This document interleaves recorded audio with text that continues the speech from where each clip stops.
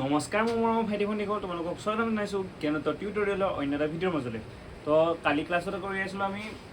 Class 6ৰ মানে কালি লোৱা নাছিলোঁ, কালি অলপ নেটৱৰ্কৰ প্ৰব্লেম চলিছিলে। এনেকৈ মাজত হ'লে ক্লাছবোৰ অকণ কেতিয়াবা ক্ষতি হৈ যায়, তো তেনেকৈ মই মিলাই দিম। পৰহি লৈছিলোঁ, পৰহি ক্লাছটো তোমাৰ 6ৰ আছিলে, ক্লাছ 6ৰ লৈছিলোঁ, বদমাছ ৰুল কৰিছিলোঁ আমি। তো আজি কৰিম আমি ক্লাছ 7ৰ এটা এনেকৈ কৰিম ক্লাছখিনি, এটা 6 এটা 7 এটা 6 এটা 7 তেনেকৈ কৰিম। ছায়েন্সটো এতিয়া নাহে, লগালগ মানে জুলাই মাহটো অকল মেথছে চলি লাগিব ছায়েন্স, তাৰপিছত পঢ়াম অকল ক্লাছ 6ৰে পঢ়াম, তথাপি ছেবা বৰ্ডৰ 7ও পঢ়াব পাৰোঁ ছায়েন্স, সেইটো 6 আৰু 7 দুটাই পঢ়াব পাৰোঁ। তো সেইটো কোন খালি তোমালোকক এটা কথা কৈ দিছোঁ, আজি ছেটাৰডে, আজি মই মেথছ ল'ম 7ৰ, তো ছানডে কাইলৈ মানে 6ৰ মেথছ হ'ব, তাৰপিছত মনডে আকৌ 7ৰ, টিউজডে আকৌ 6ৰ, তেনেকৈ মেথছৰ ক্লাছ হ'ব। আৰু তোমালোকক জনাই আহিছোঁ, ফাৰ্ষ্ট এটা ক্লাছ 6ৰ এটা ক্লাছ 7ৰ হ'ব, এদিন তেনেকৈ কৰি যাম। তো আজি আমি পঢ়িম পাৱাৰ এণ্ড এক্সপনেনচিয়েল, মানে এইটো পঢ়িম, সেইটো মহৰ্ষি কিতাপত আছে, ক্লাছ 7ৰ চেপ্টাৰ হয়। তো মহৰ্ষি কিতাপ বুলি নহয়, এইটো আছামিছ মিডিয়াম আৰু আছামিছৰ ছেবা আৰু CBSE বহুত চাব পাৰে, আছামিছ মিডিয়ামো চাব পাৰে, ইংলিছ মিডিয়ামো চাব পাৰে। পাৱাৰ এণ্ড এক্সপনেনচিয়েলক অসমীয়াত কি বুলি কয়?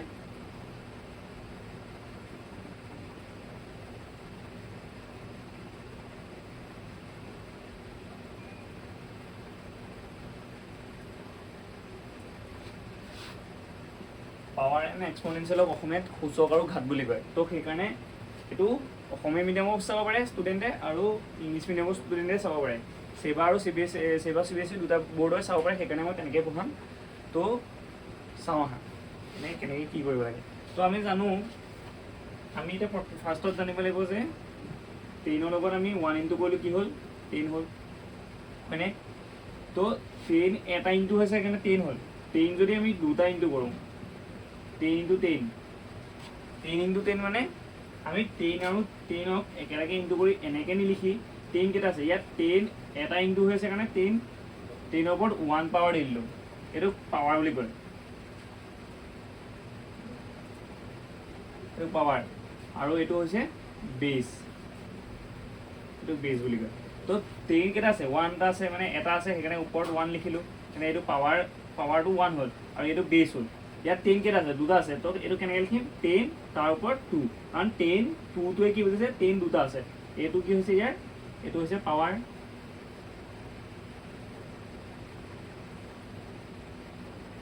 আৰু এইটো হৈছে বেছ।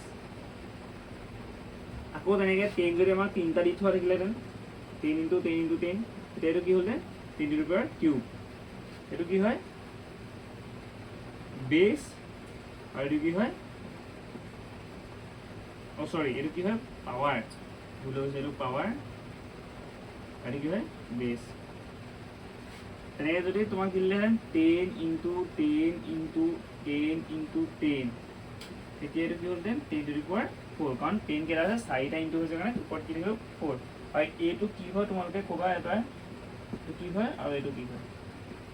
কমেণ্টত ক'বা এটা কি হয়। তো এইটো গম পালা, 10 এটা ইনটু হৈছে কাৰণে ওপৰত 1 লিখিলোঁ, কাৰণ 10 1 মানে হৈছে 10 এটা, আৰু 10 ইনটু 10 দুটা 10 ইনটু 10 কৰিলোঁ কাৰণে দুটা 10 মানে ওপৰত 2 লিখিলোঁ, 10 টু পাৱাৰ স্কুৱেৰ। তাৰপিছত 10 ইনটু 10 ইনটু 10, তিনিটা 10 ইনটু হৈছে কাৰণে সেইখিনি ওপৰত 3 লিখিলোঁ, আৰু এইখিনি ওপৰত লিখাটো কি বুলি কয়? ওপৰত লিখাটো পাৱাৰ আৰু তলত লিখাটো বেছ বুলি কয়, মনত ৰাখিবা। তাৰপিছত তোমালোকক যে দিলে, তো এতিয়া আমি কৰিলোঁ কেনেকৈ পাৱাৰ কাক কয়, বেছ কাক কয় সেইটো শিকিলোঁ। তো আমাক এতিয়া আমি 10 চালোঁ ন, এতিয়া আমি 2 চাওঁ। 2 দুটা থাকিলে কি লিখিম? আগতে কি আছিলে? 10 দুটা আছিলে, 10 ইনটু 10, সেইকাৰণে কি লিখিলোঁ? তলত 10 লিখিলোঁ, ওপৰত 2 লিখিলোঁ, কাৰণ 10 দুটা পূৰণ হৈ আছে, মানে ইনটু হৈ আছে, ওপৰত কেনে 2 হ'ল আৰু তলত 10 হ'ল, কাৰণ ইয়াত 10 আছে, 10 দুটা ইনটু হৈছে সেইকাৰণে 10 টু দি পাৱাৰ স্কুৱেৰ। ইয়াত কি আছে? 10ৰ জেগাত ইয়াত 2 আছে, 2 পাতিলোঁ, আৰু কেইটা 2 ইনটু হৈছে? দুটা, সেইকাৰণে 2 টু দি পাৱাৰ স্কুৱেৰ। তোমাক যদি দিয়ে 3 ইনটু 3 ইনটু 3, তেতিয়া কি হ'ব? 3 কেইটা ইনটু হৈ আছে? 3 তিনিটা, সেইকাৰণে 3। তোমাক যদি দিয়ে 3 ইনটু 3 পাতিলে কেইটা ইনটু হৈ আছে? দুটা, সেইকাৰণে 2। এইটো মানে হৈছে 3 স্কুৱেৰ, মানে হৈছে 3 ইনটু 3, এইটোকে এইটো বস্তু যদি নিদি পেলাই তোমালোকক এনেকৈও দিয়ে 3 ওপৰত 2 আছে মানে কি 3 দুটা পূৰণ হৈছে মানে 3 দুটা মাল্টিপ্লাই হৈছে এইকেইটা নিদি পেলাই যদি তোমাক এনেকৈ দিয়ে মানে কি বুজিলা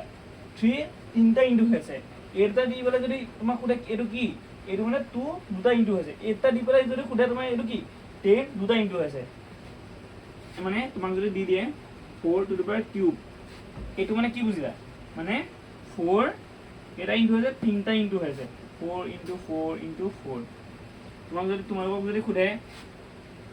6 into 6 মানে কি 6 স্কোয়াৰ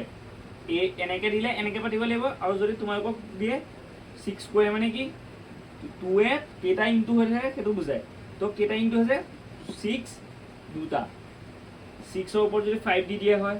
তেতিয়া 6 5টা ইনটু হৈছে বুলি বুজায় 6 into 6 into 6 into 6 into 6 যদি 7 ৰ ওপৰত 4 দিয়া হয় তেতিয়া 7 4টা ইনটু হৈ আছে বুজায় 7 into 7 into 7 into 7 তো এইটো বুজায় তো এইকেইটা বুজিলা নোট কৰি লওঁ এটা তোমালোকক দেখুৱালো তো তোমাক যদি দি দিয়ে 5 স্কোয়াৰ মানে কি 5 স্কোয়াৰ মানে 5 কেইটা ইনটু হৈছে দুটা 5 into 5 তো এই 5ত এইটো কি আছিলে এইটো আছিলে বেস এইটো বেস বুলি কয় আৰু এইটো কি বুলি কয় পাৱাৰ আৰু পাৱাৰ নকৈ পেলাই ইয়াক আৰু এটা নেম দিব পাৰি আৰু এটা ধৰণে আহিব পাৰি নামটো কি এক্সপোনেন্স এইটো ই হয় ৰে ইটো এনেকৈ লিখিব পাৰি তুমি নাজানা যদি এনেকৈ লিখিছো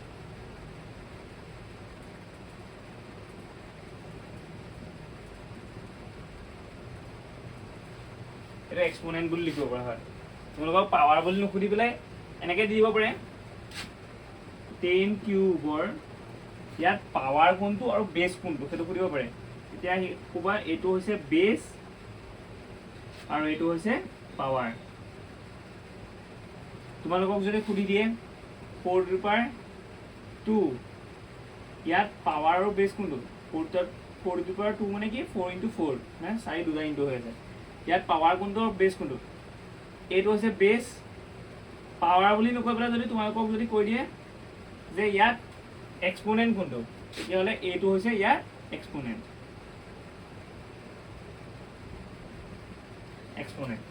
এইটো হৈছে ইয়াৰ এক্সপোনেন্ট তো নোট কৰি লোৱা এইকেইটা পাৱাৰ বুলি নকৈ এক্সপোনেন্ট বুলিও আহিব পাৰে বা এক্সপোনেন্টক পাৱাৰ বুলিও কৈ পেলাই আহিব পাৰে আৰু এই তলত লিখাটো হৈছে বেস ওপৰত লিখাটো হৈছে পাৱাৰ বা এক্সপোনেন্ট তলত লিখাটো হৈছে বেস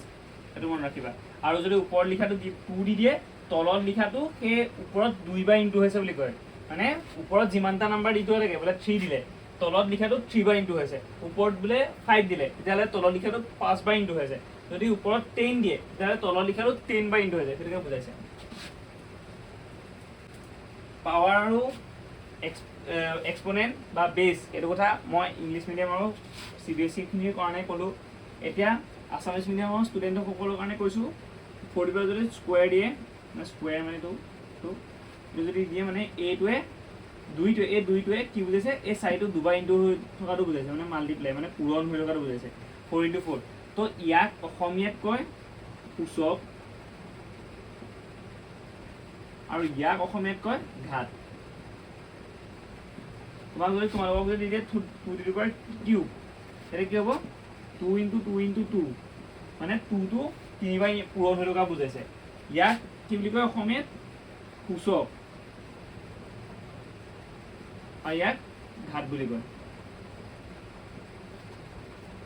তো এতিয়া তোমালোকক যদি স্কুলত লিখিবলৈ আহে সূচক কোনটো বুলি যদি সোধে তো এইটো তলৰটো হৈছে সূচক আৰু ওপৰটো হৈছে ঘাত মনত ৰাখিবা যদি তোমালোকক দি দিয়ে 16 স্কোয়াৰ মানে 16 into 16 ইয়াত বোলে সুধিলে তোমালোকক যদি সোধে ইয়াত সূচক কোনটো বা ঘাত কোনটো তেতিয়া লিখিবা এইটো হৈছে ঘাত আৰু এইটো হৈছে সূচক বুজিলা নোট কৰিলা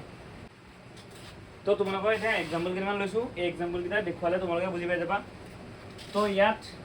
4 স্কোয়াৰ মানে কি বুজা হৈছে 4 ৰ ওপৰত 2 আছে 2 টো কি বুজাইছে 4 দুটা ইনটু হৈছে সেইকাৰণে 4 into 4 মানে 4 পূৰণ 4 4 ৰ ওপৰত 2 আছে কাৰণে 2 টো কি বুজাইছে 4 দুটা পূৰণ হৈ থকাটো বুজাইছে তো এইটো তো ইয়াত পাৱাৰ কোনটো আৰু বেস কোনটো এইটো হৈছে পাৱাৰ বা এক্সপোনেণ্ট বা ইয়াক অসমীয়াত ঘাত বুলিও কয় বুজিলা আৰু ইয়াত এইটো কি হৈছে এইটো বেছ বুলি কয় ইংলিছত আৰু ইয়াক অসমীয়াত সূচক বুলিও কয়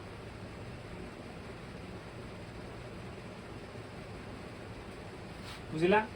9 ওপৰত 7 আছে 9 ৰ ওপৰত 9 to the power 7 9 to the power 7 মানে 9 মানে 9 টু 7 টা ইনটু হৈছে 9 into 9 into 9 into 9 into 9 into 9 into 9 কেটা ইনটু আছে 1 2 3 4 5 6 7 7 টা 9 ইনটু হৈছে ইয়াত বেছ কোনটো এটো হৈছে বেছ বা সূচক আৰু এটো হৈছে ঘাত বা পাৱাৰ বা exponent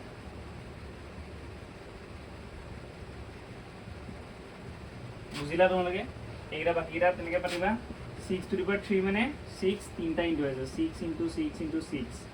ইয়াৰ এটো কি এত লিখিবা আৰু এটো কি এত লিখিবা এইটা লিখিবা এটো কি কয় এনেকে 5 to the power 5 মানে 5 into 5 into 5 into 5 into 5 মানে 5 টা ইনটু হৈছে তো এইগিটা কি লিখিবা এটো আৰু এটো কি খেটো পুদিছে এটো মানে তোমালোকে লিখি দেবা বুজি পালা নহয় চাগে ঠিক তেনেকে এটো 12 to the power 8 মানে 12 8 টা ইনটু হৈছে 12 into 12 into 12 into 12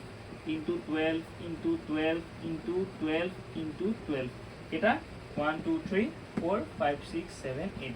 8টা 12 ইনটু হৈছে এটো একে এটো কি বুলি কয় বেছ বুলি কয় বা সূচক বুলি কয় আৰু এটো ঘাত বা পাৱাৰ বা এক্সপোনেন্ট বুলি কয় মাজৰ এটা লিখলো একেটা তোমালোকে লিখি দিবলৈ কৈছো কাৰণ বুজিলাই তলৰটো বেছ বা সূচক ওপৰগিটা ঘাত পাৱাৰ বা এক্সপোনেন্ট বুলি কয় তো এটা নোট কৰি লওঁ তো এটা তোমালোকক হোমৱৰ্ক দিছো 7 to the power 5 8 to the power 4 আৰু 6 to the power 8 ৰ কেনেকে লিখিব পাৰি মানে এটো দি থোৱা থাকিলে কেনেকে লিখিব পাৰি সেইটো লিখিবলৈ দিছো আৰু সবৰে বেছ কোনটো বা পাৱাৰ কোনটো লিখিবলৈ দিছো ইয়াত বেছ কোনটো পাৱাৰ কোনটো ইয়াত বেছ কোনটো পাৱাৰ কোনটো ইয়াত বেছ কোনটো পাৱাৰ কোনটো অসমীয়া মিডিয়ামৰ কাৰণে ইয়াত সূচক কোনটো ঘাত কোনটো ইয়াত সূচক কোনটো ঘাত কোনটো ইয়াত সূচক কোনটো ঘাত কোনটো আৰু তোমালোকে লিখি ৰাখিবা এতিয়া পাৰিবা তো আজি ভিডিঅ'টো ইমানেই ফাৰ্ষ্টত আমি কি শিকিলো তো কেনেকে লিখে ফাৰ্ষ্টত আমি সেটো শিকিলো বেছ কোনটো পাৱাৰ কোনটো কৈ সেটো শিকিলো আৰু যদি কেনেকে দি থোৱা থাকে 10 to the power square 3 to the power 9 তেনেকে যদি দি থোৱা থাকে বা 7 to the power 5 যদি কেনেকে দি থোৱা থাকে কেনেকে লিখিব পাৰি সেটো শিকিলো তো আজি ভিডিঅ'টো ইমান কাম শিকিলো তো লাহে লাহে আমি গম পাই যাম পাৱাৰ কেনেকে লিখে এক্সপোনেন্ট কেনেকে লিখে তো পাৱাৰ এক্সপোনেন্ট দি থোৱা থাকিলে কেনেকে কি কৰিব পাৰি ক্যালকুলেশন কেনেকে উলিয়াব পাৰি ইজি কেনেকে কৰিব পাৰি সেটো লাহে আমি প্ৰতিটো ক্লাছত শিকি যাম তো এইখিনি কৰি ৰাখিবা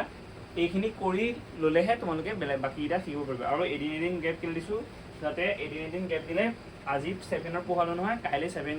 ক্লাছ 7 ৰ খিনি ৰিভাইজ কৰি পৰহিলে আকৌ পঢ়িব পাৰে কিছুমানত থাকিও যাব পাৰে ক্লাছ কৰিবলৈ তো সেইকাৰণে আগে দিছো তো ফ্ৰী সিৰিজ সবে এটেন্ড কৰা তো নিজৰ মই বেষ্টই দিছো আৰু কিবা যদি বুজি নাপাব পৰা মানে আৰু মূল কিবা ভুল হ'ব পাৰে